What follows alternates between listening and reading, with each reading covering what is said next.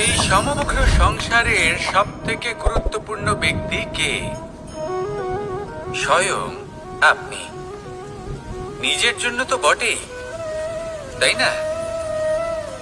কারণ যখন আপনি জন্মগ্রহণ করেন, নিজের চোখ খোলেন, এই সংসারে আসেন, তখনই তো এই সংসারকে আপনি দেখতে পান, অনুভব করতে পারেন। এখানকার আবেগ, এখানকার মানুষজন তখন থেকেই অনুভব করেন। যদি আপনি না থাকেন, তাহলে এই সংসারের অস্তিত্ব আপনার কাছে শূন্যের সমান, তাই না? আপনি না থাকলে এই সংসারও আপনার কাছে নেই। এবার সবাই বলবেন যে এ তো সত্যি কথা। সেই অনুযায়ী তো আমার স্বার্থপর হওয়া উচিত, অহংকারী হওয়া উচিত, কারণ আমার কাছে আমিই তো সবকিছু। দৃষ্টিভঙ্গি পাল্টে দেখুন। আপনার কাছে সব থেকে বেশি গুরুত্বপূর্ণ ব্যক্তি কে? আপনি নিজেই। সেই মানুষটি কেমন হওয়া উচিত একটু ভেবে দেখুন। সব সময় সকলকে সাহায্য করুন, একসাথে মিলে পরিশ্রম করুন, সাহায্য করুন অন্যদেরকে। এটা অতি আবশ্যক। এবং তার থেকেও বেশি গুরুত্বপূর্ণ হলো এটাই যে আপনার মনে যেন কখনো এই বিষয়ে ভয় না থাকে যে আমি আমার প্রিয়জনদের, আমার কাছের মানুষগুলিকে হারিয়ে ফেলব। এই ভয় কখনোই মনের মধ্যে থাকা উচিত নয়। যদি ভয় থাকে তাহলে থাকুক এই বিষয়ে যে সকল মানুষ আমার জীবন থেকে, আমার থেকে দূরে চলে যাচ্ছেন, তাদের বাধা দিতে দিতে আমি যেন নিজেকেই না হারিয়ে ফেলি, নিজের অস্তিত্বকেই না হারিয়ে ফেলি, নিজের ব্যক্তিত্বকে, নিজের বিচারধারাকে, নিজের করুণার শক্তি না হারাই। তাহলে এই ভয় ত্যাগ করুন আর আমার সাথে ভালোবেসে বলুন, রাধা রাধা। মানুষের জীবনে দুই ধরনের আবেগ থাকে যা চিরকাল তার সাথে বসবাস করে। প্রথম, স্বপ্ন। দ্বিতীয়, অজুহাত। মানুষ হাজার হাজার স্বপ্ন দেখতে পারে। আমাকে এই কাজ করতে হবে, আমাকে ওখানে ঘুরতে যেতে হবে, আমায় জীবনে এই অসম্ভব কাজ বাস্তবায়িত করে দেখাতে হবে, আদি ইত্যাদি। এবার ঠিক যেমন স্বপ্ন দেখেন, সেইভাবে অজুহাতও খুঁজে নিয়ে আসেন। আমি এই স্বপ্ন পূরণ করতে পারলাম না, কারণ আমাকে কেউ সাহায্যই করলো না, কারণ আমি দুর্বল হয়ে পড়েছিলাম, কারণ আমার কাছে সময়ই ছিল না, আদি ইত্যাদি। এবার সাফল্য এবং অসফলতার মাঝখানে এই ধরনের সংঘর্ষ হতে থাকে। সাফল্য তখন লাভ করা সম্ভব যখন আপনার স্বপ্ন আপনার অজুহাতের থেকে অনেক বড় হয়, আর অসফলতা তখন পাবেন যখন আপনার অজুহাত আপনার স্বপ্নের থেকে অনেক বড় হয়। আপনি যদি সাফল্য লাভ করতে চান, তাহলে চেষ্টা করতে থাকুন, পরিশ্রম করুন। যদি অসফল হন, তাহলে ভয়ভীত হওয়ার কোনো প্রয়োজন নেই। নিজের ভুল বুঝুন, তাকে শুধরে নিন, আবার চেষ্টা করুন। কিন্তু যদি নিজের জীবনে অজুহাত নিয়ে আসেন, তখন স্বপ্ন কখনো পূরণ হবে না। আসুন আমার সাথে ভালোবেসে বলুন, রাধা রাধা। এমন কিছু রয়েছে মানুষের মনে, তাদের জীবনে এমন এক আবেগ যা সর্বজন বিদিত, যা সবাই জানেন যে উপস্থিত আছে। সেটাকে আমরা সমস্যা বলে থাকি।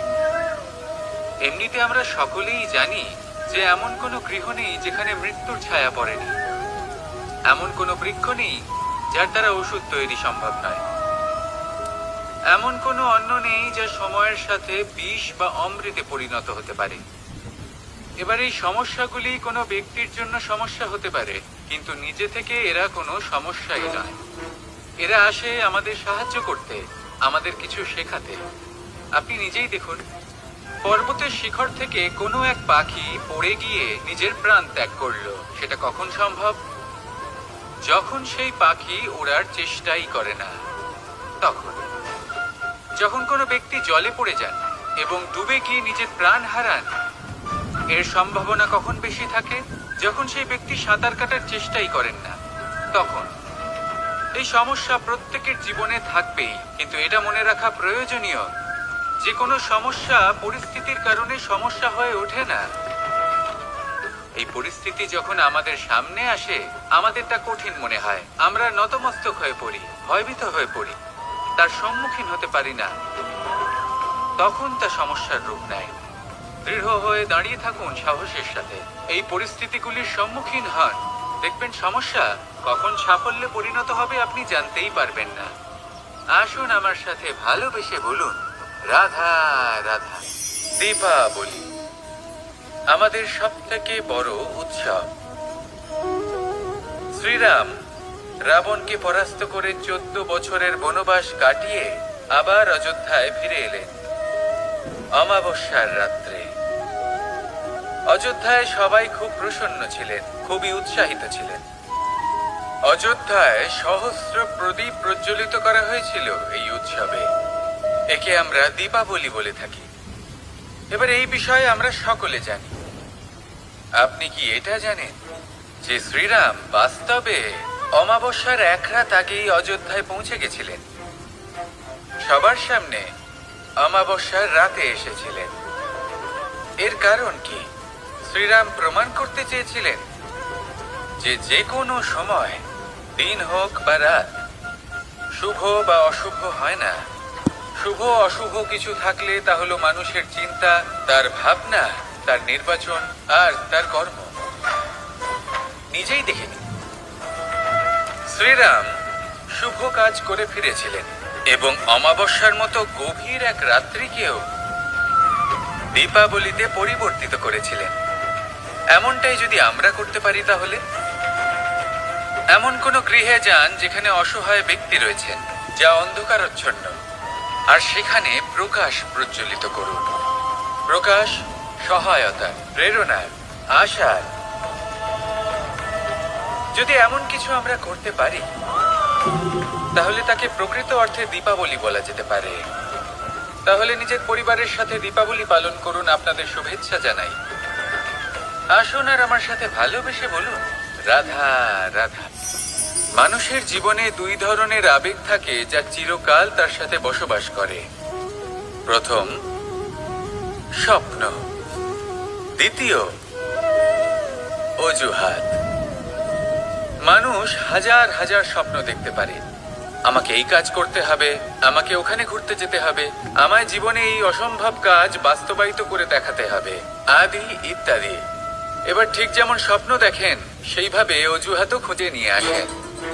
আমি এই স্বপ্ন পূরণ করতে পারলাম না, কারণ আমাকে কেউ সাহায্যই করলো না, কারণ আমি দুর্বল হয়ে পড়েছিলাম, কারণ আমার কাছে সময়ই ছিল না, আদি ইত্যাদি। এবার সাফল্য এবং অসফলতার মাঝখানে এই ধরনের সংঘর্ষ হতে থাকে। সাফল্য তখন লাভ করা সম্ভব যখন আপনার স্বপ্ন আপনার অজুহাতের থেকে অনেক বড় হয়, আর অসফলতা তখন পাবেন যখন আপনার অজুহাত আপনার স্বপ্নের থেকে অনেক বড় হয়। আপনি যদি সাফল্য লাভ করতে চান, তাহলে চেষ্টা করতে থাকুন, পরিশ্রম করুন। যদি অসফল হন, তাহলে ভয়ভীত হওয়ার কোনো প্রয়োজন নেই। নিজের ভুল বুঝুন, তাকে শুধরে নিন, আবার চেষ্টা করুন। কিন্তু যদি নিজের জীবনে অজুহাত নিয়ে আসেন, তখন স্বপ্ন কখনো পূরণ হবে না। আসুন আমার সাথে ভালোবেসে বলুন, রাধা রাধা। এই সংসারের সব থেকে কঠোর ধাতুর মধ্যে একটি হলো লোহা। লোহা দিয়ে আমরা অনেক অস্ত্র শস্ত্র লাভ করি, অনেক বস্তুও লাভ করি। এবার এই লোহাকে কাটার জন্য, একে কোনো আকার দেওয়ার জন্য কি প্রয়োগ করতে হয়? লোহা। এবার এই কথাটা আমরা সকলেই জানি যে লোহার দ্বারাই লোহাকে কাটতে হয়। এবার এই কথা আমি আপনাকে কেন বলছি, এরপরে খুব বড় একটা প্রশ্ন আসে যা খুব বড় শিক্ষা দিয়ে যায়। এটা কেন হয় যে আমরা একটা লোহা দিয়ে একটা লোহাতে আঘাত করছি, কিন্তু যে লোহা দ্বারা আঘাত করছি তার আকার বদলাচ্ছে না, যার উপর প্রহার করছি তার আকার বদলাচ্ছে? এতে পার্থক্যটা কোথায়? পার্থক্য হলো তাপমাত্রার। দেখুন, যে লোহাকে আমরা কাটতে চাই তার তাপমাত্রা বাড়াতে হয়, তাকে গরম করতে হয়। আর যে লোহা দ্বারা আমরা আঘাত করতে চলেছি, সেই লোহা আমাদের ঠান্ডা রাখতে হয়। অর্থাৎ ঠান্ডা লোহা গরম লোহাকে কেটে দেয়। এবার এই শিক্ষা কি আমাদের জীবনে যথেষ্ট নয়? আমাদের জীবনে অনেক সমস্যা আসতে পারে, কিন্তু আমাদের এই বিষয়ে বিশেষ খেয়াল রাখতে হবে যে আমাদের মনকে আমরা যেন ঠান্ডা রাখি, এই মস্তিষ্ককে শান্ত রাখতে হবে। যদি আমরা ক্রোধ বা ঈর্ষার আগুনে জ্বলতে থাকি, বিদ্বেষের আগুনে জ্বলতে থাকি, তাহলে আমরাও সেই লোহার মতোই হয়ে যাব যার তাপমাত্রা অত্যন্ত বেশি। তখন যে কেউ এসে আমাদের বিচ্ছিন্ন করে চলে যাবে। মনে রাখবেন, যিনি যত বেশি স্থির বুদ্ধির অধিকারী, যিনি হলেন সব থেকে বেশি শান্ত, তিনি হলেন সব থেকে বেশি বলশালী। তাহলে শান্ত থাকুন আর আমার সাথে ভালোবেসে বলুন, রাধা রাধা। মানুষ কখনো কখনো সময়কে নিয়ন্ত্রণ করতে চেষ্টা করে, কখনো কখনো সময়ের গুরুত্ব বুঝতে পারে না। এটা ভাবে যে এই কিছু মুহূর্ত কেটে যাক, একে অতিবাহিত করি, তাহলে কি বা হবে, কয়েকটা মুহূর্ত মাত্র।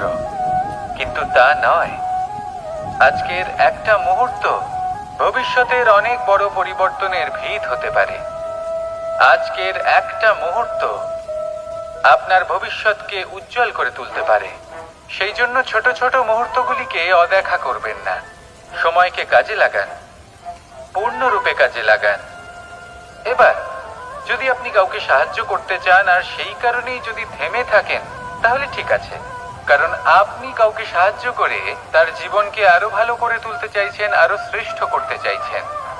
এই পুণ্য, এই কর্ম ফিরে আপনার কাছেই আসবে আর আপনার জীবনকে শুভ করে তুলবে। কিন্তু যদি আপনি আলস্যের কারণে থেমে থাকেন এবং কিছুই না করেন, সময় নষ্ট করেন, তাহলে কিন্তু একটাই ঘটনা ঘটবে, আপনার ভবিষ্যৎ বিপদগ্রস্ত হয়ে পড়বে, আর কিছুই নয়। সেই জন্য এটা বোঝা প্রয়োজন যে কখন থামতে হবে এবং কেন থামতে হবে।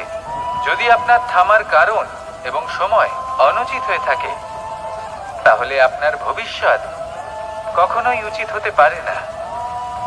সেই জন্য সময়কে সম্মান করুন আর পূর্ণ ব্যবহার করতে শিখুন। আর আমার সাথে ভালোবেসে বলুন, রাধা রাধা। জীবনে সবসময় সেটা হয় না যা আমরা চাই, তেমন ভাবে হয় না যেমন ভাবে আমরা চাই। এবার তাতে আমরা দুঃখ পাই, নিরাশ হয়ে পড়ি, ভাগ্যকে দোষ দিই অথবা অন্য কাউকে বা নিজেকে। কিন্তু সত্যটা কি, সেটা আমাদের জানতে হবে। এই সংসার নির্মিত হয়েছে পাহাড় দ্বারা এবং পাথর দ্বারা, তাই প্রত্যেক স্থানে ছোট ছোট ছোট ছোট নুড়ি পাথর তো অবশ্যই থাকবে। এগুলো এড়িয়ে যাওয়া সম্ভব নয়, আর এই কথাটা আমরা সকলে জানি। এবার এইভাবেই আমাদের জীবনে নানান রকমের সমস্যা লেগেই থাকে। এর হাত থেকে কোনোভাবেই নিস্তার পাওয়া সম্ভব নয়। একটা সমস্যা এড়াতে যান, দ্বিতীয় চলে আসবে, দ্বিতীয় সমস্যা এড়াতে যান, তৃতীয় চলে আসবে। কিন্তু সমস্যা জীবনে থাকবেই, আর আপনাকে সাহায্য করার জন্যই থাকবে কোনো না কোনো রূপে। আপনার চারপাশে পাথর আছে, এটা আপনার উপর নির্ভরশীল আপনি কি করবেন, কোন পথে অগ্রসর হবেন এবং কিভাবে অগ্রসর হবেন। এবার দেখুন, এটা তো সবসময় সম্ভব নয় যে আপনার পদতলে ফুলের চাদর থাকবে, এটা তো অসম্ভব। সেই জন্য উচিত এটাই হবে যে আপনি পাদুকা পরিধান করে জীবনে অগ্রসর হন। এর সারমর্ম এটাই, যখনই জীবনে সমস্যা আসবে দৃঢ় হয়ে সম্মুখীন হন এবং এটা বোঝার চেষ্টা করুন যে এই সমস্যা জীবনে কেন এলো, কি শিক্ষা দিয়ে গেল। আপনার মধ্যে দোষ অবশ্যই থাকবে, তাকে গুণে পরিবর্তিত করুন। এই জীবন আরো বেশি সহজ সরল হবে এবং প্রসন্ন হয়ে বলবে, রাধা রাধা। মানুষের দুটো রূপ রয়েছে, এক আমাদের এই মুখ যা শুধুই চোখে দেখা যায়, আর দ্বিতীয় আমাদের এই মন যা শুধুমাত্র অন্তরাত্মা দ্বারা দেখা যায়। এবার আমাদের এই মুখ তা ঈশ্বর সকলকেই আগে থেকেই প্রদান করেছেন, কিন্তু এই মন কেমন হবে তা আমাদের জীবনের অনুভূতি এবং আমাদের জীবনের লক্ষ্য এগুলি সুনিশ্চিত করে। অর্থাৎ নেত্র দিয়ে দেখা যায় আমাদের এই মুখ, তা শুধুই এই কারণে প্রয়োজন যাতে সংসার আমাদের দেখতে পায়, আমাদের চিনতে পারে। কিন্তু যদি এই সংসারে আপনি প্রকৃত অর্থে মান সম্মান লাভ করতে চান, তাহলে নিজের অন্তরাত্মাকে আপনাকে বিকশিত করতেই হবে। দেখুন, কথায় আছে এই যে অসুর, তা শারীরিকভাবে উপস্থিত নয়, তা মনের মধ্যে থাকে। যদি এই মন থেকে অসুরকে বের করে দেওয়া যায়, তাহলে শরীরে তা উপস্থিত থাকবেই না।